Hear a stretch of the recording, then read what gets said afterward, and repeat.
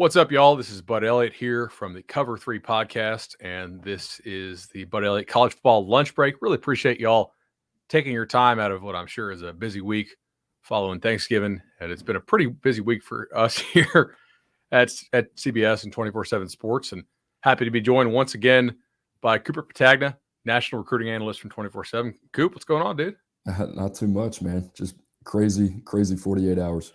Did you have a good Thanksgiving? It was great. How about you? Dude, it was awesome. Did a smoked a prime rib, and mother-in-law made some dirty rice, so I was able to get some of that, and that was about what I wanted. There you go. You know, little bourbon after, and watch the leg bowl. Slept pretty good.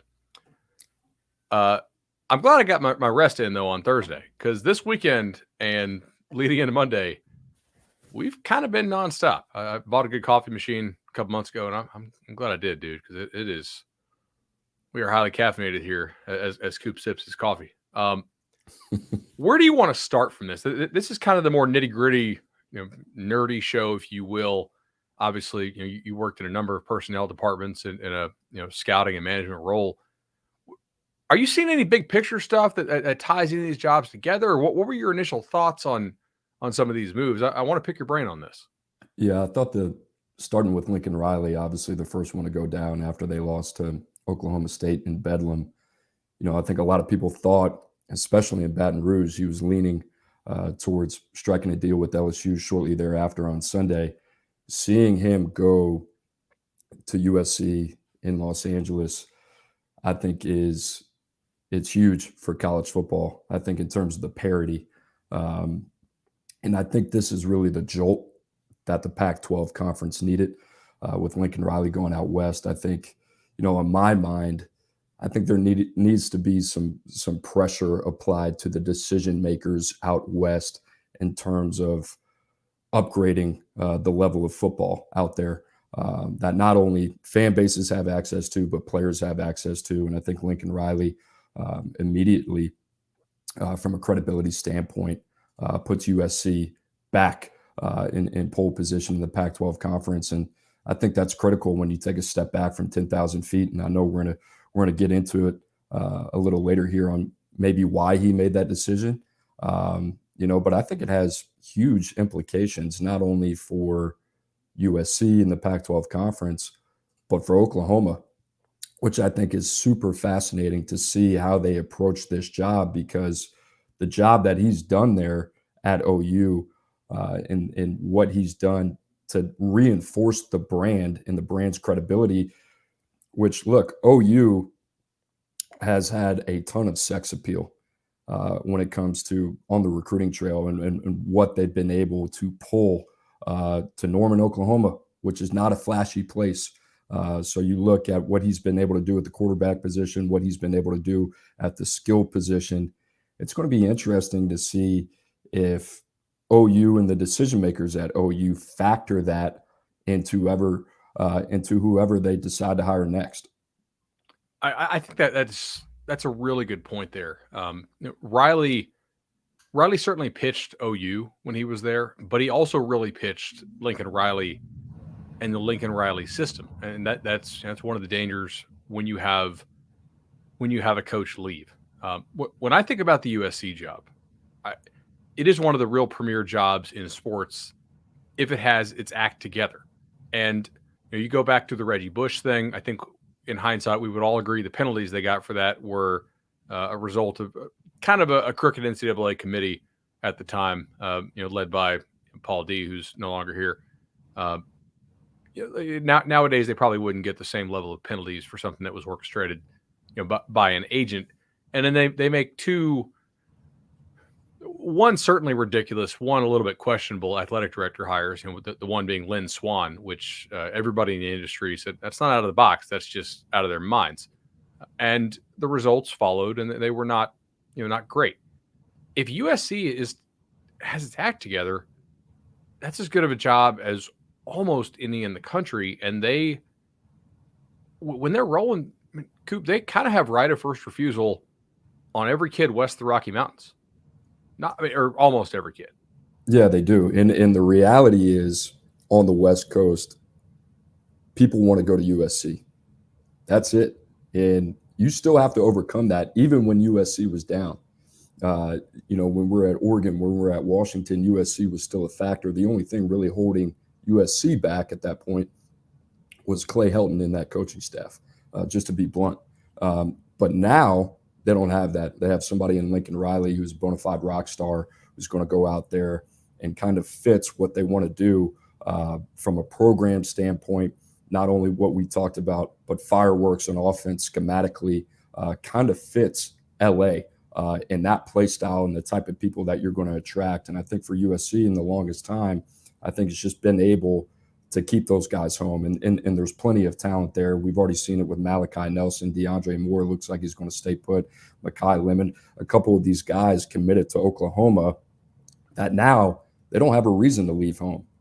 So I think USC has done a good job, even in the Clay Helton era, of attracting really good players on the skill positions, on the perimeter, both offense and defense. I think for them, the key with Lincoln Riley is going to be develop an identity along the line of scrimmage on both sides of the ball. And I think that's going to be the biggest thing for him. It's going to be interesting starting with this cycle. You look at it, there's a couple key guys out there. Josh Connerly out in the state of Washington, who just came off a trip, official visit to Michigan and Ohio State. So I think that's important. Ernest Green's another guy. And look, I guess what I'm saying is the opportunity is there for USC to go out and make an impact. And we talk about how hard that is for a coach, a new coach coming in within that 2-week window and putting a class together that he likes.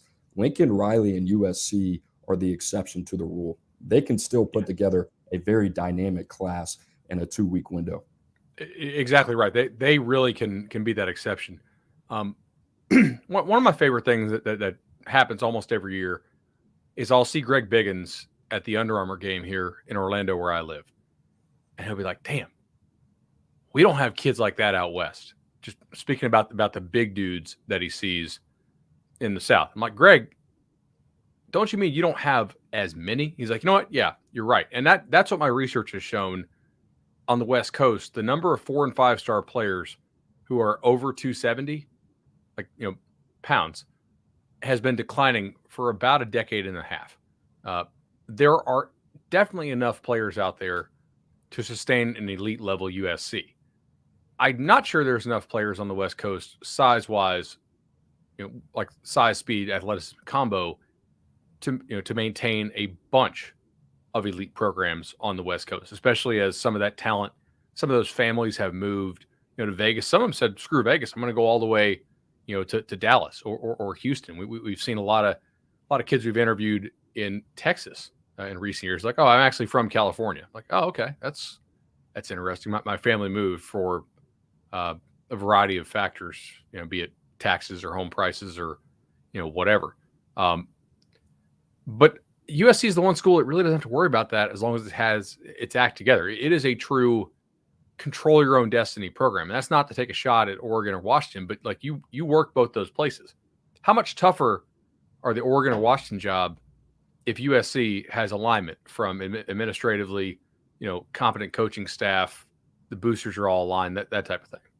Yeah, we've seen Washington dip since Peterson's left. So I don't know if there is much in that conversation. I think the one that's going to be interesting is how does Oregon adjust, right? If USC goes out on the recruiting trail and performs the way that they're capable of performing, then Oregon is really the one team on the West Coast that could see some drawback from that. So it's going to be interesting. Obviously, I know we're planning on talking about Mario Cristobal here too, this segment as well. But it's going to be interesting to see how they pivot. But you also look at Oregon and what they've done. They have some brand power as well. I mean, that O has some national reach. You look at what they've done in the trenches this year. 2 guys committed from the state of Texas, in Kelvin Banks and Cam Williams. So they're not necessarily married to the West Coast, and they're not necessarily afraid to take some chances a little bit east of Texas. I think that's kind of where Oregon and USC are different. Now, you look at USC right now, if I'm USC, there's plenty of opportunity still on the board. We talked about the offensive line. We talked about Hiro Kano, who's still out there. You talk about Anthony Lucas, who's still out there. those guys, USC's mentality, in my opinion, is you have to come through us. It starts and it ends with USC, and that has to be the mentality in terms of the best players on the West Coast, not even Southern California, but the West Coast itself. USC has to be the place in terms of if you want to stay on the West Coast, you want to compete for a national championship, then it goes through Lincoln Riley. And that's what USC has to establish, in my opinion. So I want to talk Cristobal a little more in a second, but I want to kind of close the Lincoln Riley loop here. Do you think this was about Lincoln thinking he couldn't compete in the SEC, or do you think maybe there was him looking around and saying, if we recruit our butts off, are we like the 5th most talented roster in the SEC on a yearly basis? And if so, will our administration adjust to that and recalculate its expectations immediately, or will it take some time? Because from my perspective, I think Oklahoma could do really well in the SEC, but I don't know that they're going to be consistently 11-1 in the SEC because not many are, not named Nick Saban or recent years Kirby, and that could be a hard expectation adjustment that might take some time for whomever is the new Oklahoma coach. Yeah, I think it depends what the vantage point is of the individual, right? We talked about that before the show with Lincoln Riley. To me, it's like we only know what we see and what we hear on the surface. I wouldn't be surprised if there was something that ran deeper at Oklahoma, whether it was in the administration, whether it's in the president's office, whatever it is that turned off Lincoln Riley at some point for him to make this type of move. I mean, Oklahoma was just about as successful as a program in the last however many years since the college football playoff era than anybody outside of Alabama. And Lincoln Riley's done a tremendous job, the way, especially with no shortage of being able to recruit high-level talent, especially at the quarterback position, to Norman. I just think it's interesting. Like, to me, when I take a step back, I understand taking the USC job. I understand it. There's a lot of reasons to take it.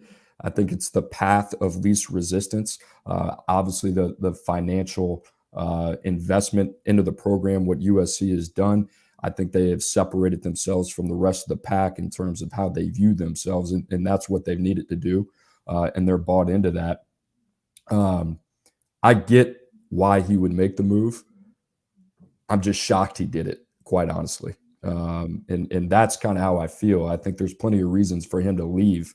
I just never saw him leaving. I mean, Cooper, in the history of the sport, you don't see guys who are doing really well at major programs leave for other major programs. Most recently, I guess we would go to Jimbo FSU, but like they had quit recruiting on 17. So it's pretty obvious he was going to go somewhere. He was feuding with the administration. Going further back, maybe Jackie Sherrill going from Pittsburgh to Texas A&M in the 80s, or Johnny Majors going to Tennessee from Pittsburgh, actually, ironically.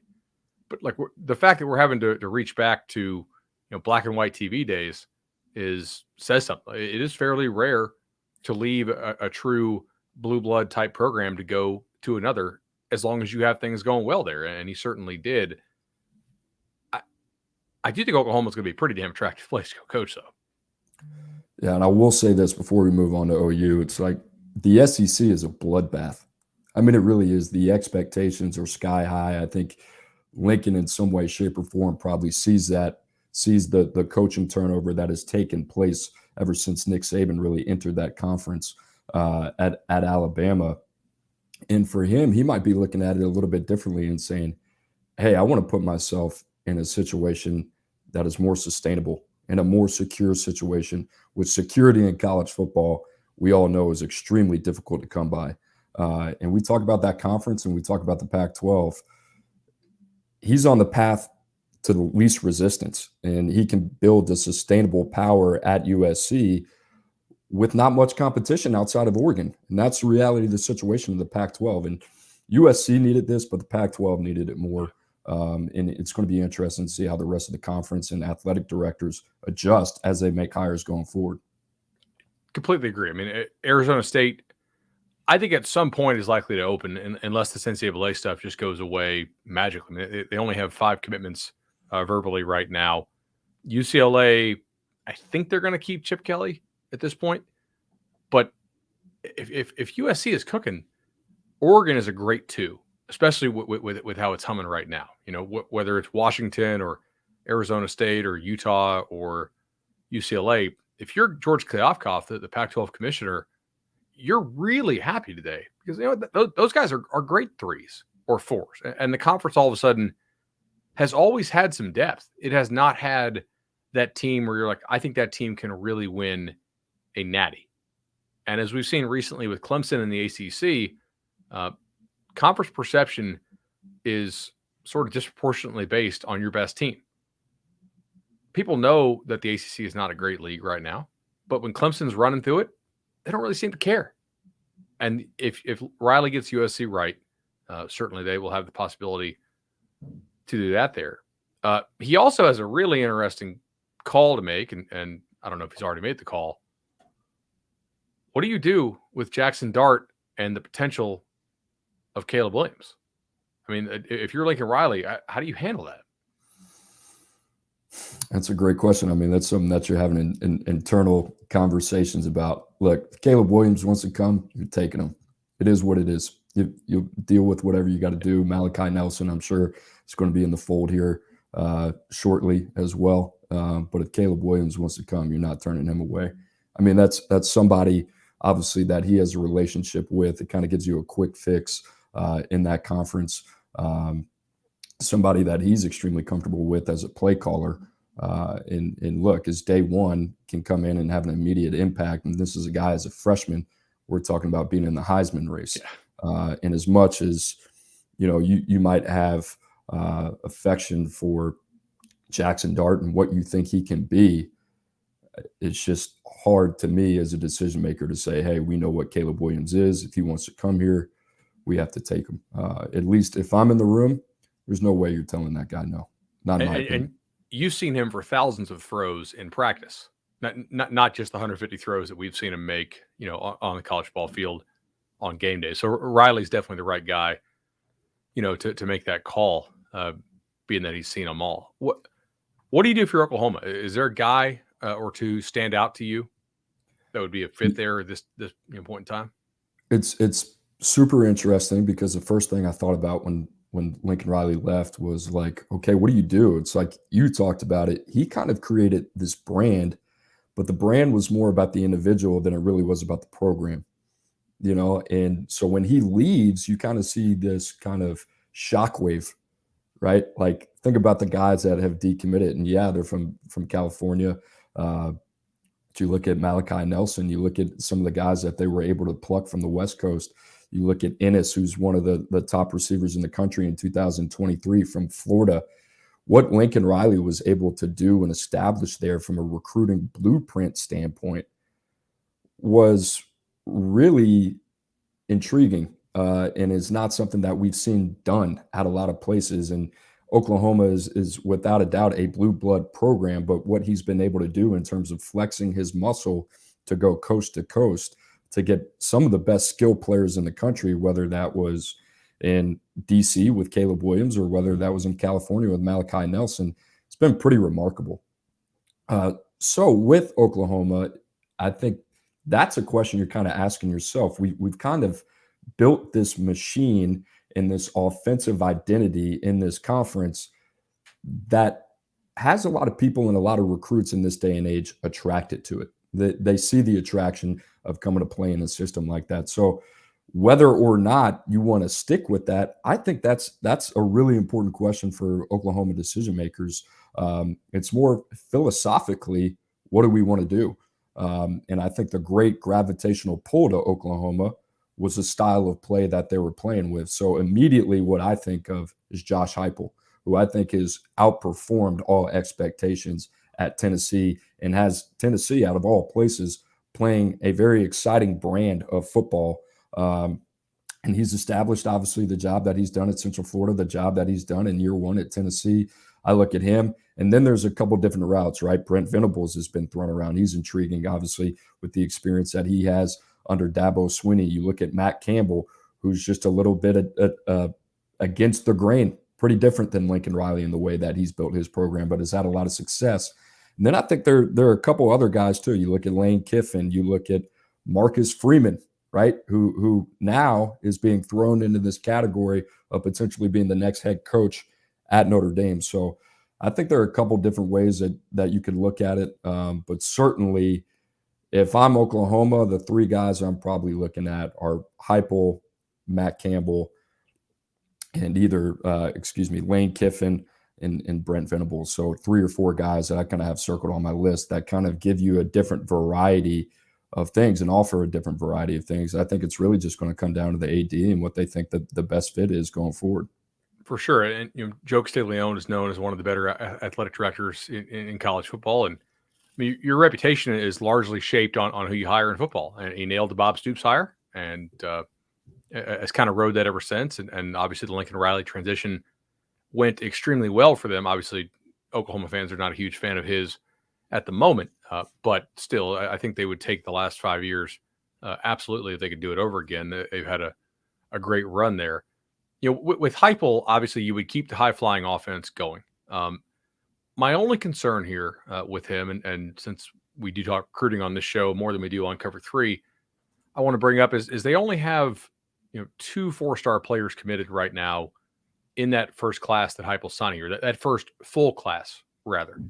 And typically that's the class that kind of makes or breaks you. Is that first full class. You have to get that because that means those are the guys in year 2 when you're in year 3 as a coach. And, if you're Oklahoma, one of your concerns has to be, we have to go and recruit in the SEC and be competitive with that. And that is a much more challenging recruiting landscape than recruiting in the Big 12. Recruiting in the Big 12, if Oklahoma did a great job, it was first. If it did an okay job, it was second, right? Like nobody else was going to touch them talent-wise. And oftentimes they were first because Texas didn't consistently have its act together over the last, I guess, decade now. Does that concern you at all? Their lack of top end talent that he's got in Tennessee, in spite of the fact that on the field they've had a really nice year? No, I think you kind of have to weigh what you put value in, and I think that's important. Like I think it'd be interesting to kind of get their take on like how do you see Heupel, how do you see Kiffin, because I think they are pretty similar in terms of recruiting. I know Ole Miss has done a really good job, but they've kind of pieced that together through having a dynamic quarterback and done a really good job in the transfer portal in terms of making Ole Miss a more win now destination than recruiting those guys and developing them down the road. So I do think it's a conversation. I think it has a lot to do with infrastructure and vision. But like I said, I think Heupel will reap the benefits from what they've done year 1. Now they need to capitalize. I think it's different. Heupel coming into Oklahoma year 1, where Oklahoma has more of a brand in what they've built and is more ready from a recruiting standpoint to go out and have early success. And I think Heupel will now see more success on the back end because of what he's accomplished year 1, if that makes sense. Certainly. All right, let's turn the page to a program you're really familiar with, LSU. Brian Kelly, the floor is yours. What was your reaction? Just give it to me. Yeah, it was, wasn't the first time I thought about it. Like I thought about his name earlier in the process, and I'm like, I wonder why there isn't more buzz. And to me, I think it's an interesting hire in terms of the fit. That's kind of what I look at first.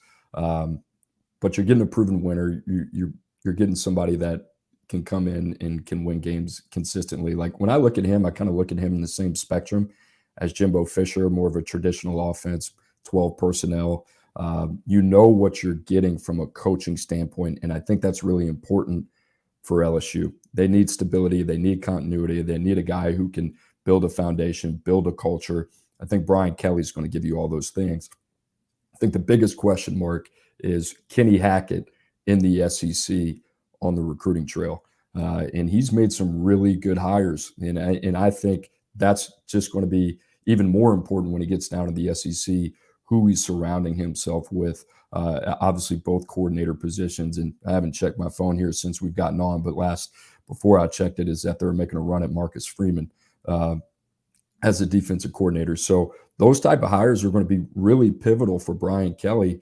I think, I tweeted about this last night. His ceiling is dictated by what he's surrounded by.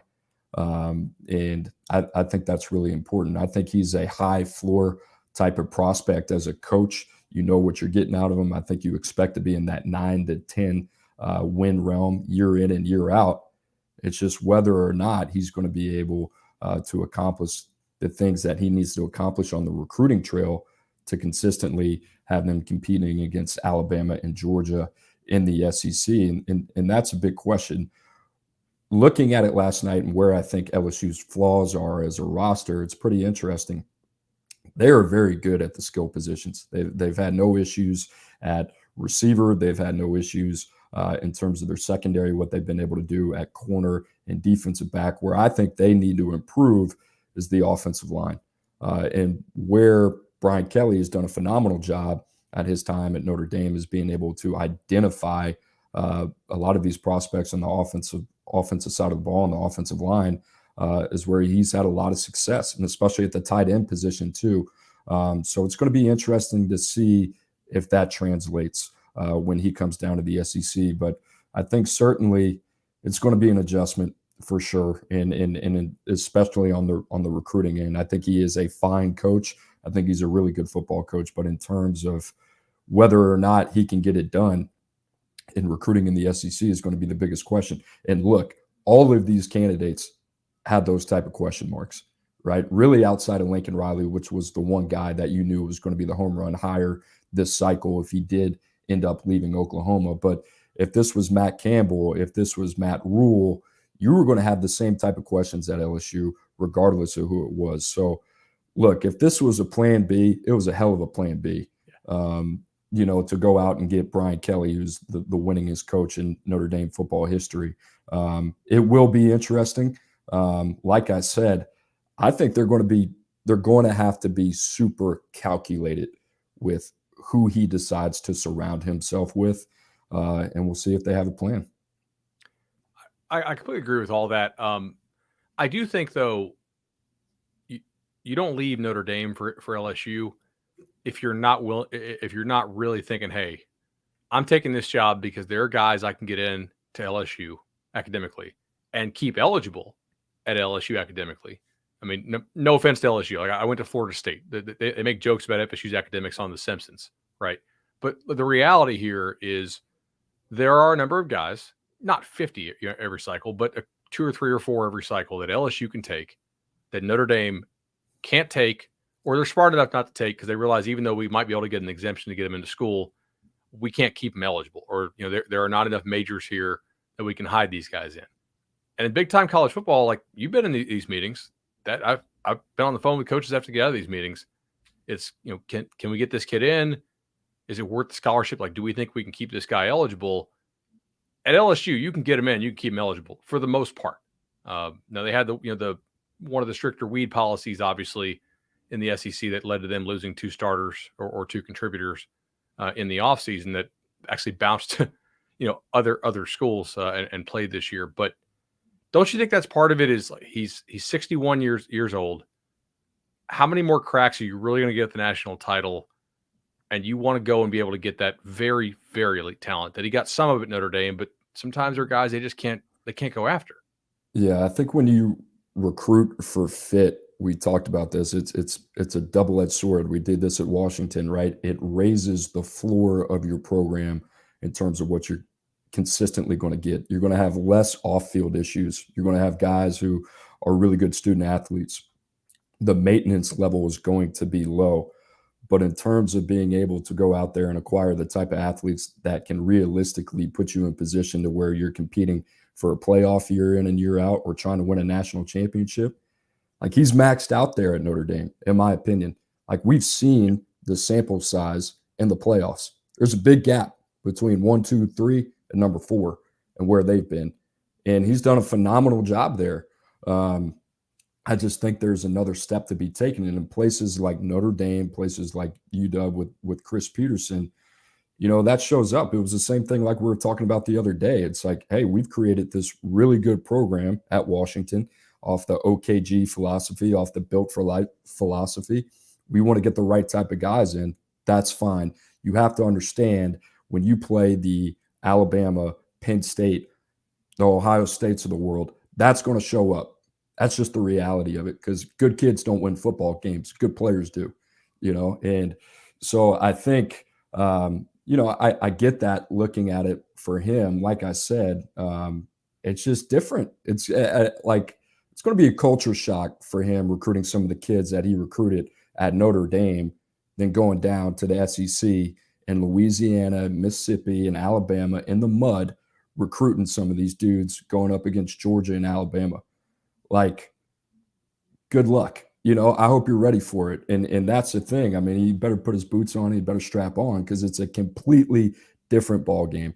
Look, I know Brian Kelly can coach. We've talked about that. It's this recruiting piece that's going to be the wild card for him. That's going to be really, really interesting to watch. And that's why you mentioned, who does he surround himself with? It's going to be so important. It looks like they're likely to keep Kevin Falk per some. Man, I don't even know. I'm just going to call it Twitter reports. I've just my timeline is like flying. It seems like constantly. Yeah, Corey Raymond, defensive back coach, who they should keep. Longtime good recruiter for them. Does a phenomenal job. Good developer. I assume if they get Freeman's probably fine working with him. I would guess. But you're right. Like, finding the right guys there. The one question I have here is, does this happen if Notre Dame didn't fail to develop Phil Jurkovec? Right? Because to me, and this is something I discussed with Barton before he left for Vandy, it was Notre Dame probably can win a title if they recruit their butts off and they get the real difference maker at QB, because QB does bridge the gap sometimes with a roster. Now, if Bama's got a total stud and they have their Bama roster, then okay, good night anyway. But like, there's a path for Notre Dame to win a title if they recruit their butts off, even given their current limitations, and they nail quarterback. And Jurkovec was the one really highly rated kid who they got. They didn't develop him into a productive player. He transfers to Boston College. Now he's absolutely balling for Jeff Hafley this year. I do wonder, like would Brian Kelly have made this jump if he still had Jurkovec and probably another year of Jurkovec next year? Yeah, I think that's a big if. I mean, would he have made the jump? Maybe you take a look and, a further step back and you look at it and you look at the quarterbacks that they've had. I've had a lot of conversations with Steve Whitfong about this, in terms of the quarterback position at Notre Dame and what they're capable of doing.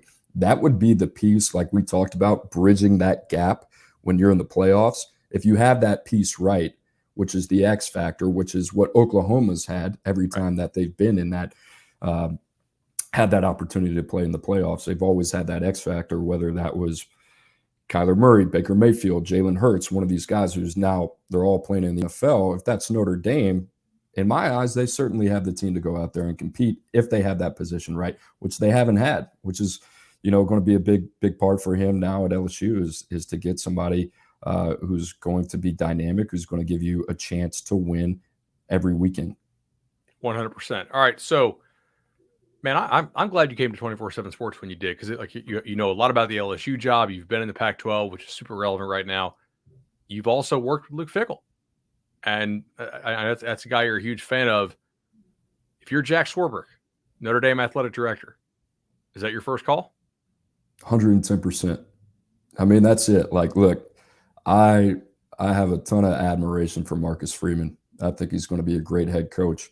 I think there's two ways of looking at this, and I think Notre Dame fans are kind of in a conundrum right now.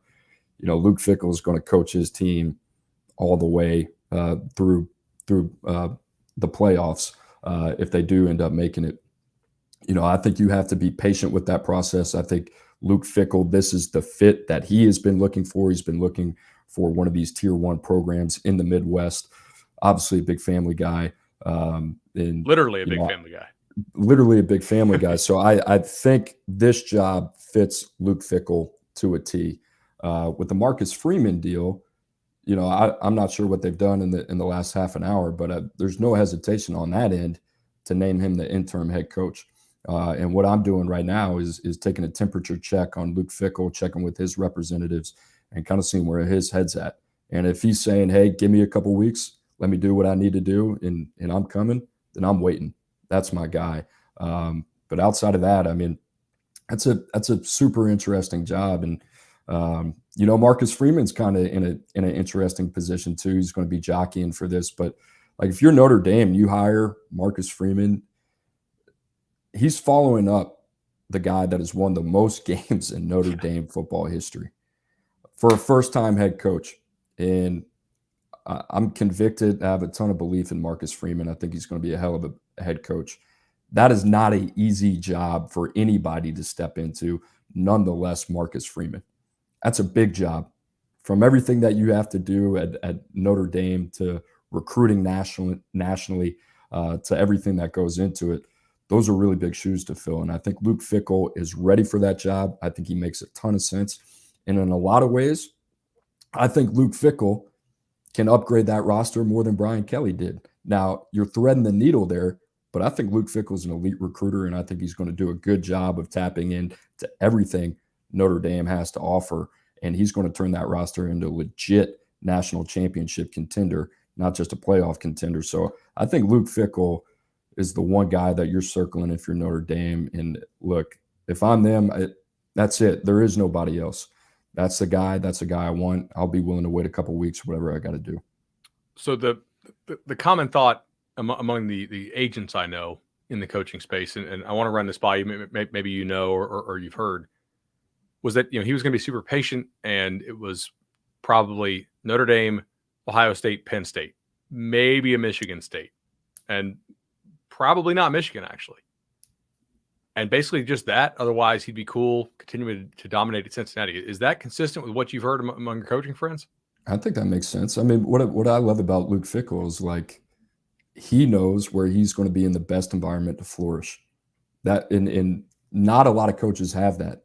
I mean, I think you could say some questionable things about what we've seen in the last 48 hours about some of the moves that these head coaches have made. He's been very thorough, very adamant throughout the process that he's searching for the right fit, and not just for him as an individual and his family, but I think he knows where he's going to be the best and where his ceiling is the highest. And I think those schools you just mentioned, Franklin just signed a new deal at Penn State. Ohio State's got Ryan Day. I don't think he's moving anytime soon. And then you got Mel Tucker, who just signed a new 10-year contract. So if I'm Luke Fickell, I'm looking at the landscape, and if those are one of the four and Notre Dame's open now, when are you going to have another shot at this? Right. So exactly. And those guys just got what, $2.25 million guaranteed between the three of them. Right. Probably not going to open anytime soon. Right. And I know this sounds crazy. If Notre Dame gets Luke Fickell, they might shake out better than what they just had. That's how highly I think of them. That's what I think of them in terms of a roster builder and a culture builder. I think, I think he's a real deal. Plus, I'm bullish on the fit at one of those four schools that you talked about.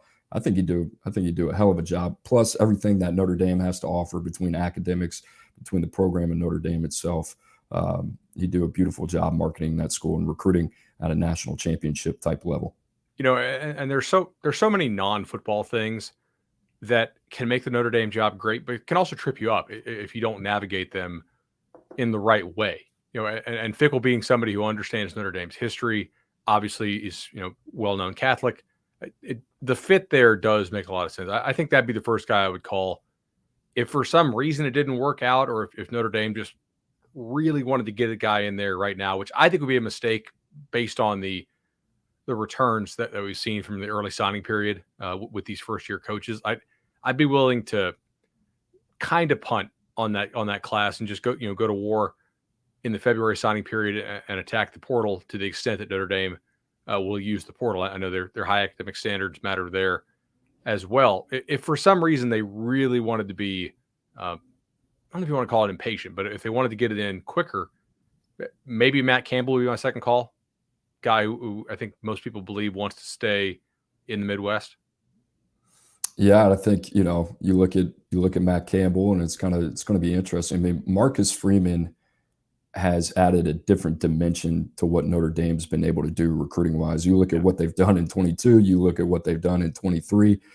He's done a phenomenal job in a short amount of time. But like we said, we've talked about this on this show before, going from a coordinator position to a head coach. I mean, obviously there's so many different responsibilities And you talk about Notre Dame itself, everything that comes with that territory as well. But you look at Matt Campbell, some of the other names, like I don't expect them to get past maybe Fickle, Marcus Freeman, and Matt Campbell. Like that to me should be the list. And if you're Notre Dame, I think you'd be excited about any of those three. If you extend it past that, some off the wall stuff, I think you look at Pat Fitzgerald at Notre Dame as another guy in the Midwest who's a program builder. I think maybe that kind of catches his eye a little bit. Chris Peterson, I think he's always kind of looking for a unique fit. I think that would be a place. I don't know necessarily if he wants to get back into it or not, but those would be some off the wall names of some guys that I think make sense. But I think it's those three. Like you said, I think it's Fickle. I think it's Marcus Freeman. I think it's Matt Campbell. But to me, like you don't get past Luke Fickle. Yeah, this is fastball down the plate, hit out of the park. Just wait for your pitch. I mean, just be willing to be a little bit patient here and don't make a rash decision.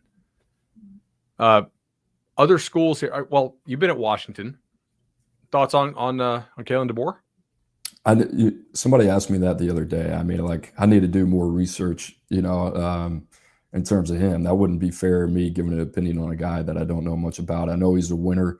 I think their reasoning going with somebody like that was, I think they're a little jaded by hiring a defensive coach last time. Obviously, that didn't work out with the hires that they made with John Donovan and offensive coordinator. So now they have somebody offensive minded.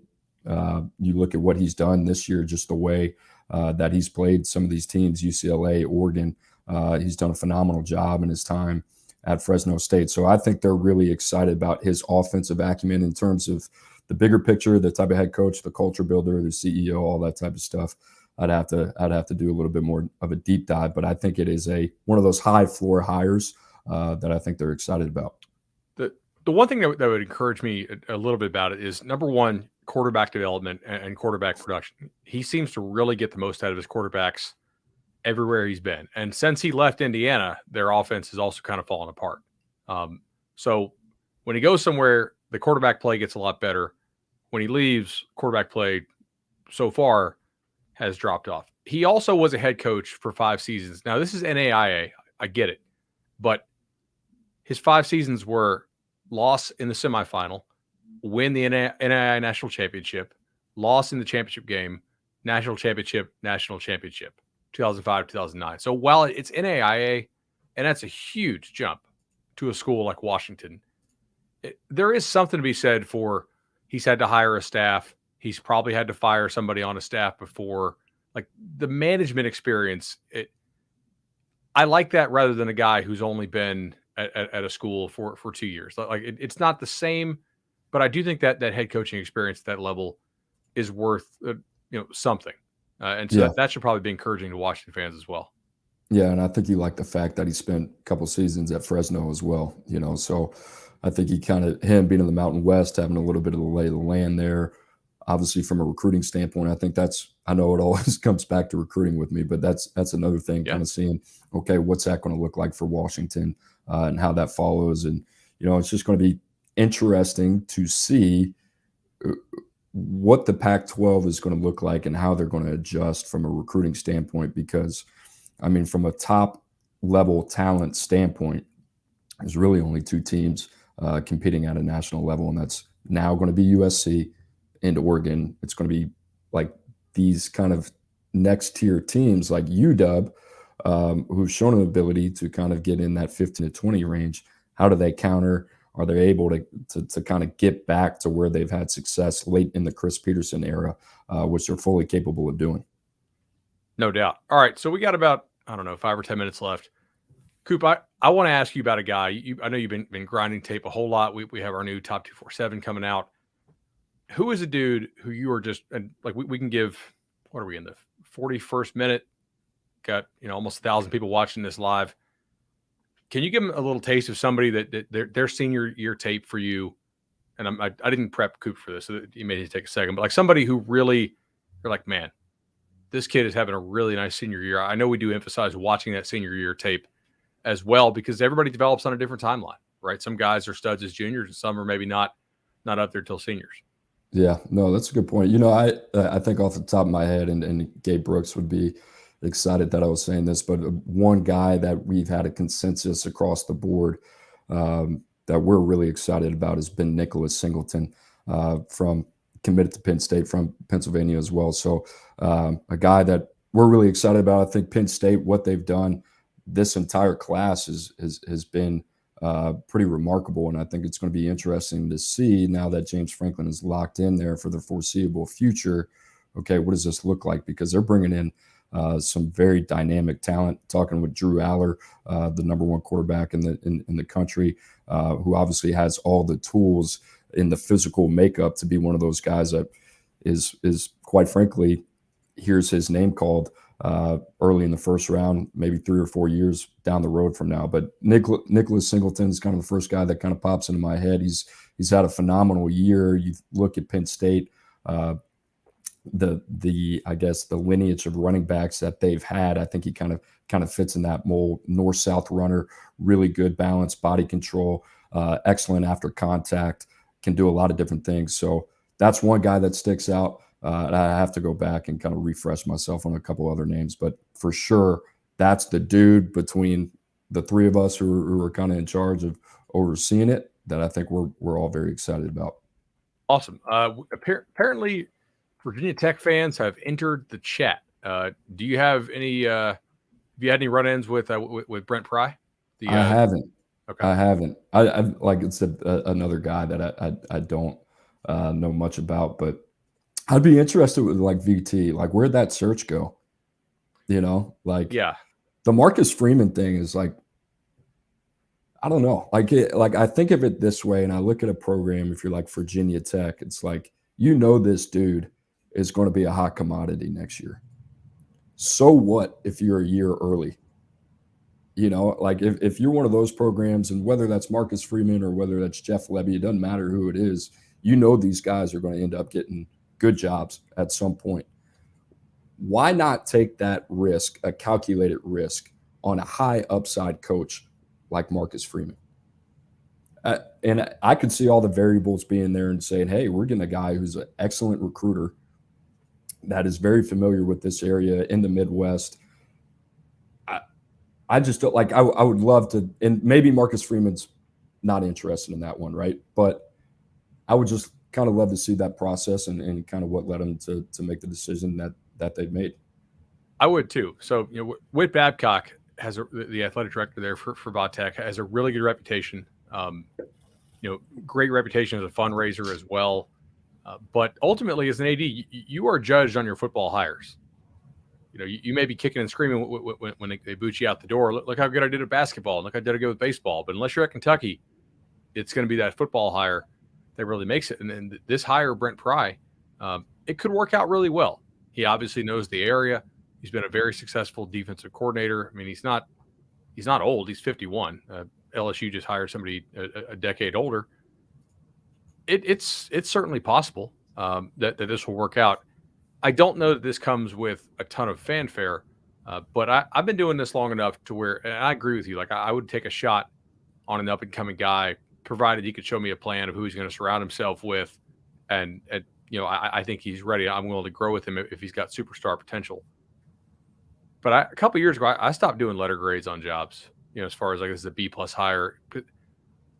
I just don't know enough. And the schools don't know enough either. Otherwise, they would hit at a higher rate than they do. To me, it's either, all right, no doubt. Yeah, like that's obvious. Okay, I get it, or I don't get it. Right? Like Les Miles, Kansas.